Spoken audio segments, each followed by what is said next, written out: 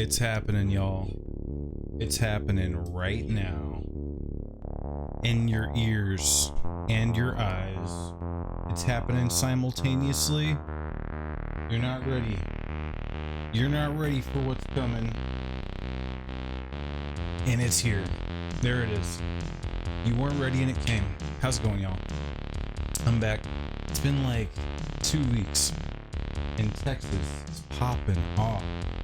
Let me tell you. Just a lot of crazy stuff going on. I saw this headline come up.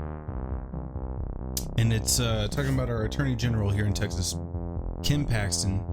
And he's taken funds that were intended for COVID relief. And he's literally cutting checks to elected officials. I was like, oh, Lord. All right, let me dive in. Let me get to the bottom of it. And if you can imagine, the hole goes deeper, all right? There is more than one instance of fiscal mismanagement, all right? So we'll get to all of it tonight. We're going to take it a step at a time. But I want to introduce you to a few things. Let me introduce you to my friend ARPA. It's not this handsome fellow here. No, ARPA is the American Rescue Plan Act. All right, 2012. You might remember it. Came to each and every one of us in the form of a cool $1,400 check. You remember that? Over the course of like a year, I don't know. We got some money, and it was in the form of an ARPA COVID relief check, right? So ARPA encompassed a lot of things, but in addition to the individual checks getting cut, $350 billion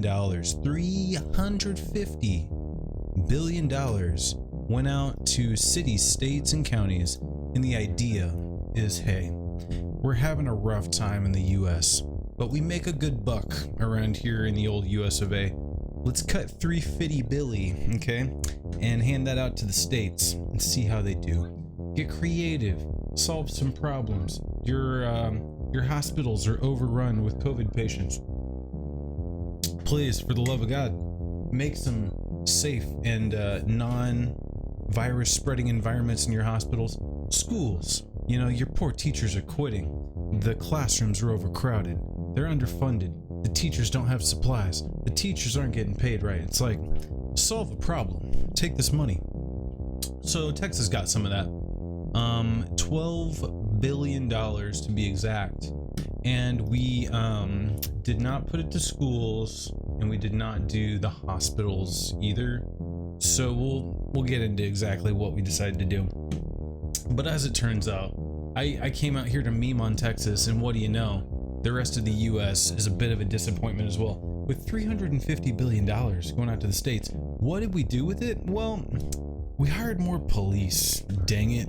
We really thought to ourselves, in the midst of this pandemic, you know, folks are dying by the hundreds of thousands every year. It's like we're having a 9/11 every like 9 minutes now. So what do we do with this money to solve the problem? We gotta police the freaking public, right? We gotta fund the prison industrial complex. So that's pretty much what happens. Money went into police, some good things. So community violence interruption. So these are gonna be like your smarter crime intervention strategies that are more humane, right? But again, this was the COVID relief. How are we addressing the COVID problems? Well, problem was the legislators did not put sufficient limitations on how local governments could allocate the funds. And what do you know? Our state government gets up to their old tricks, and they start getting real creative. There were 2 provisos, all right? They laid out 2 things. They said, hey, here's the 2 no-nos. Don't do this. Do not indirectly or directly offset tax reductions, right? Don't give a bunch of tax breaks, then fall back on your federal funding to offset it, okay? Don't do it. And then number 2, don't go putting this money into your government employee folks' back pocket in the form of a pension fund, okay?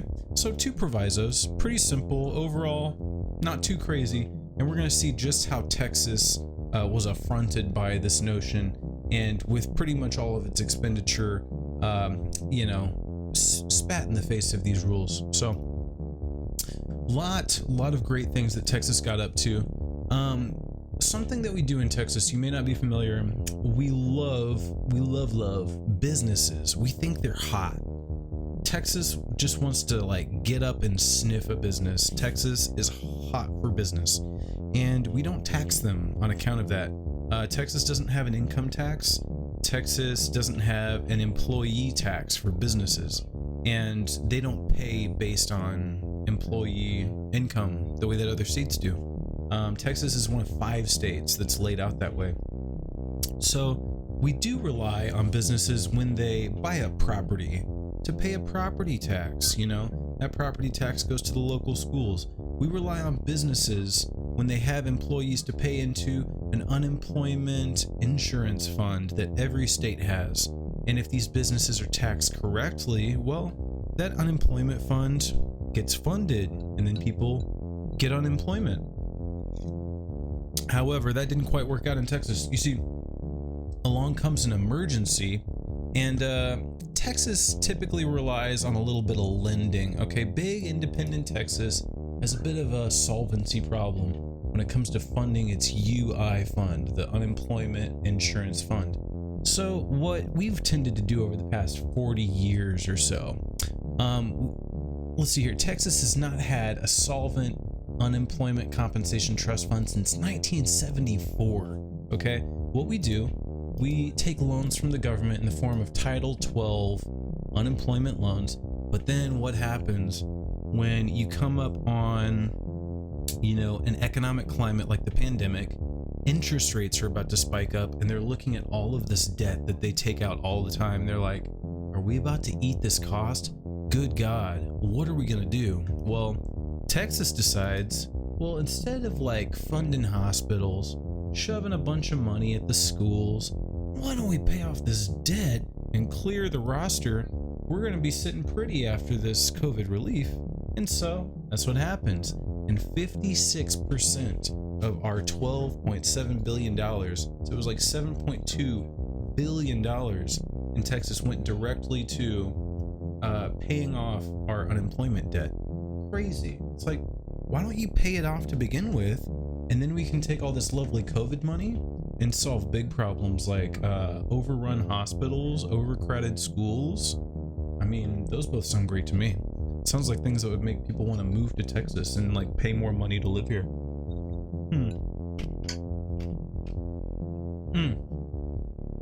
So another creative solution that Texans came up with, and this is actually the thing that tipped me onto this story, right? And that is Attorney General Ken Paxton. He had a great idea. He's like, guys, we thought of a great idea already. What if we blow all the money on paying off our unemployment debt, but then with the leftover, what if we do this? We're gonna spend our COVID relief money cutting checks to our local elected officials. It's like everybody can get a $25,000 check, and then when we're done with that, we spent all the money. We're good, right? Normally this would require like voters to approve, but if it's under 25,000, don't even have to do that. So clever guy. Just in Texas, heights of creativity are being reached. So Attorney General Ken Paxton up for re-election here in like a month and several days. So get out and vote, folks. Get out and vote. Here's the deal. So the money went to paying off unemployment debt. It went to funding the police, prisons, court systems. It went to paying off our local officials. But it's not the only way that Texans really get fleeced by our government. All right. So if you're not familiar with Chapter 13 tax legislation in Texas, it's another clever way for Texas to undertax and underfund its undertax its businesses and underfund its programs, schools, state hospitals, what have you. Like we can't pay for our stuff because we don't even charge businesses to be here. So chapter 313 is a special iteration of that. Corporations can actually form a 10-year agreement with a local school district. Wow. Getting friendly with a local school district. So I want you to imagine the level of discourse that goes down in like a school board meeting, and then you have like a board of consultants come in with Tesla Auto, whatever the hell you call the corporation, and sitting down to negotiate with Karen and Fred, the school board superintendents. It's insane. What an insane dynamic to have a school board sitting down and negotiating the future of a city and its relationship with a massive, the greatest, like most powerful corporation on the face of the earth. It's absurd. So we're going to see exactly what that turned into for Tesla. Del Valle County. This is the county in Texas where you would find our capital, Austin. One of the latest winners behind the Chapter 313 tax program is Tesla. And they struck a deal last year. This is 2021. In their agreement with Del Valle Independent School District.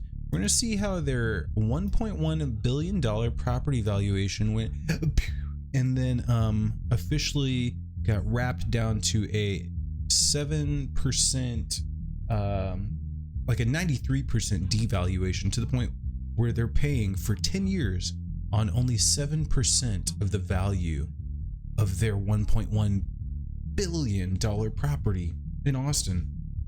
So Austin will never see the tax dollars that they are due for that $1.1 billion valuation. It's just poof.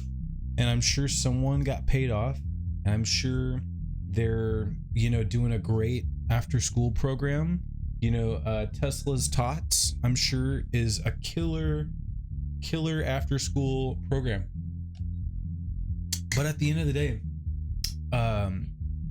93% of $1.1 billion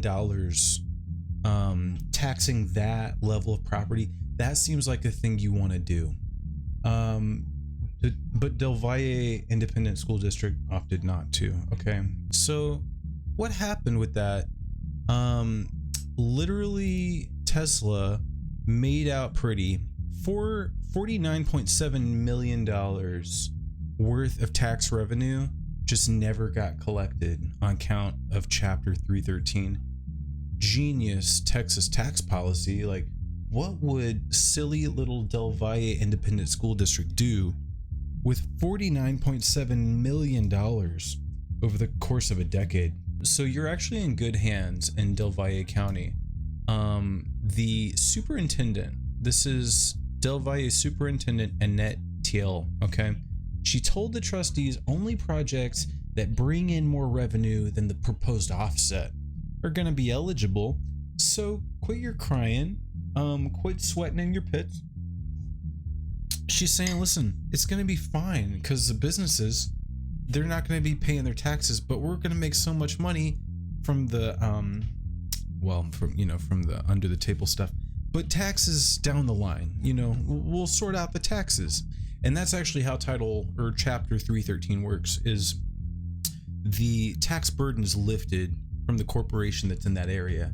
The property tax is not levied for 10 years, with the exception of the 7% that they pay. And so that tax revenue that a school should be getting, that actually comes from the state. So all of these little school districts that make sweetheart deals with monster corporations in this weird dynamic that feels like corporate grooming. I'm going to call it corporate grooming. Literally the state is now paying the tax burden of this corporation so that the school can still float while handing out sweetheart deals to Elon Musk as he's halfway to the moon. So, very strange financial planning happening in Del Valle County. We got the assurance of Annette Thiel that the tax revenue is going to be greater than the proposed offset. Everything's going to be fine. And she actually had to follow through on that promise, because what actually happened, a consulting firm reviewed this financial deal, and would you know it, $3.3 million. That's how far off this deal was from Del Valle Independent School District breaking even on this deal.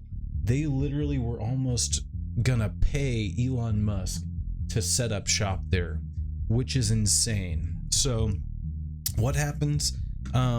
This consulting firm sees a $3.3 million shortfall in tax revenues. And so the agreement that they set up now requires Tesla to come back. They got to come back to the school board meeting, and they got to interrupt the conversation about CRT to discuss a really important reimbursement of $3.3 million because Tesla fucked the school district just too hard. $3.3 million too hard. Wow. Truly, truly wow. So reimbursement is due to the school district for any potential loss of tax revenue as a result of the agreement. Truly solid agreement. It sounds like we're making a killing. Oh, but actually, if you could give me back $3.3 million so I don't lose my shorts, like, that's bad. That is not what I would call gainful financial planning. I don't know. That's not what I'm calling it. So interesting stuff. If you can believe it, Greg Abbott doesn't have a great plan for addressing this. We're very fortunate that Chapter 313 is fading out of fashion in Texas. It's being moved along. We had some bipartisan support to remove that. Even Republicans realize, like, not only is this like not good for cities, but it's just like overall bad for the state. Like, we love businesses and it's like we want to work it too, but that's too much. You're being a slut, Texas. That's basically what they said. So we reeled back Chapter 313. Last thing, I wanted to cover how Abbott and Beto see the issue of these big financial decisions for Texas. How does Texas fund its unemployment fund? How does it fund Medicaid? How does it fund its schools? And Abbott has a solution for us.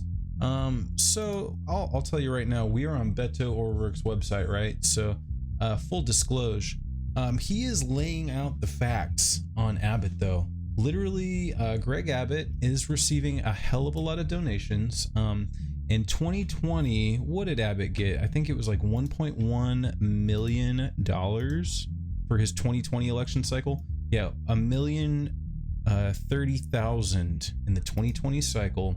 For 2022, he hasn't completed the cycle quite yet, but he's nearly at $1 million. All right, almost at $1 million in donations.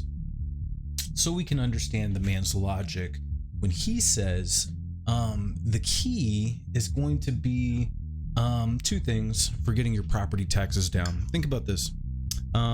If the state just pays down your property taxes, aka the state just pays part of it for you, your property taxes will go down. Is it going to address the issue of schools needing to hike up your interest rate because the schools are underfunded, right? I say interest rate, the school tax rate.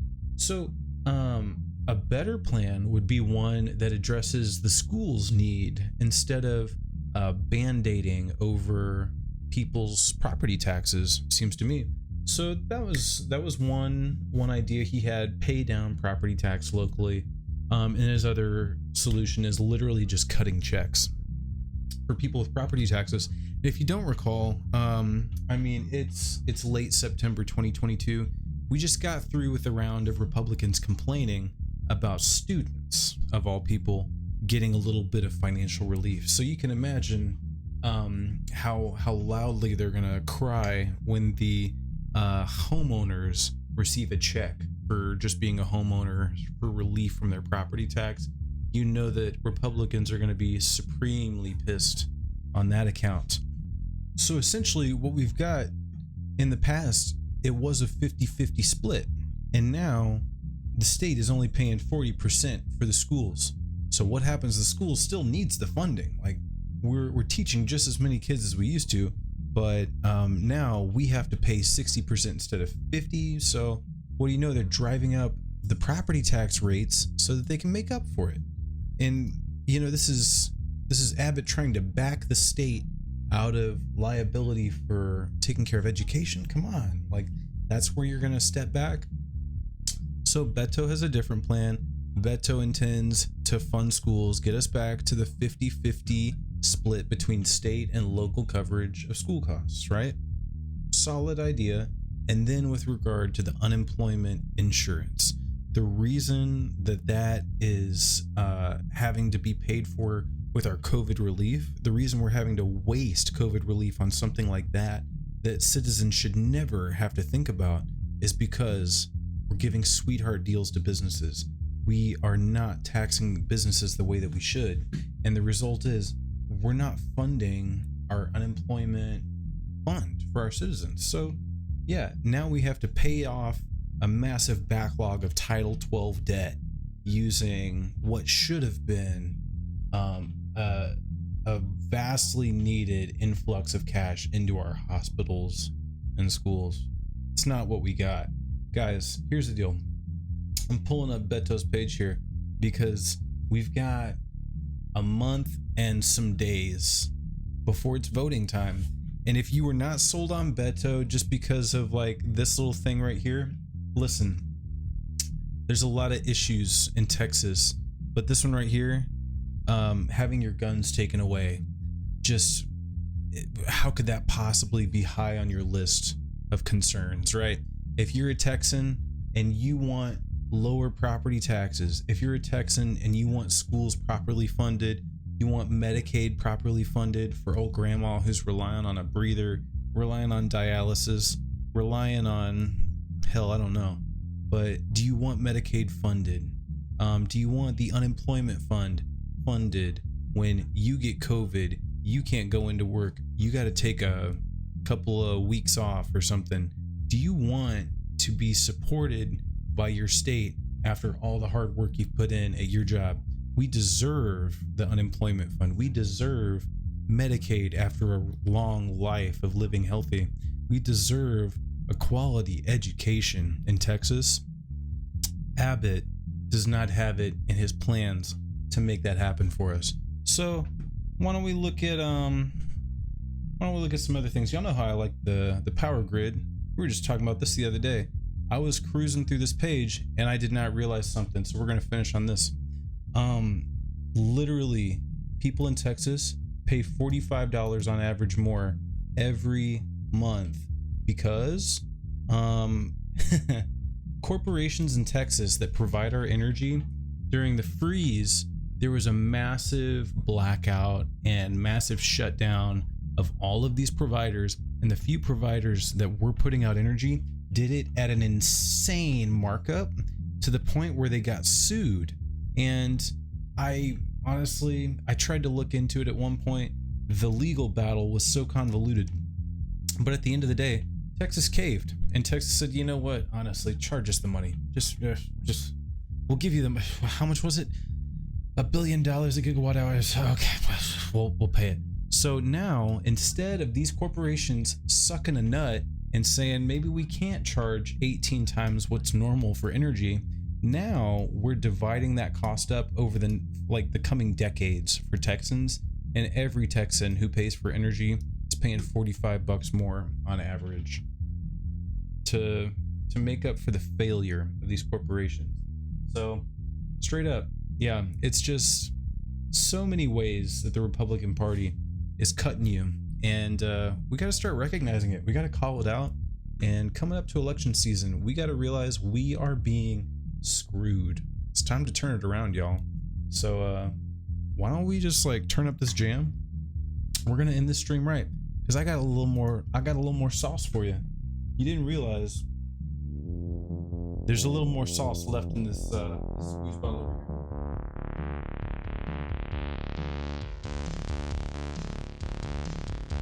Didn't know.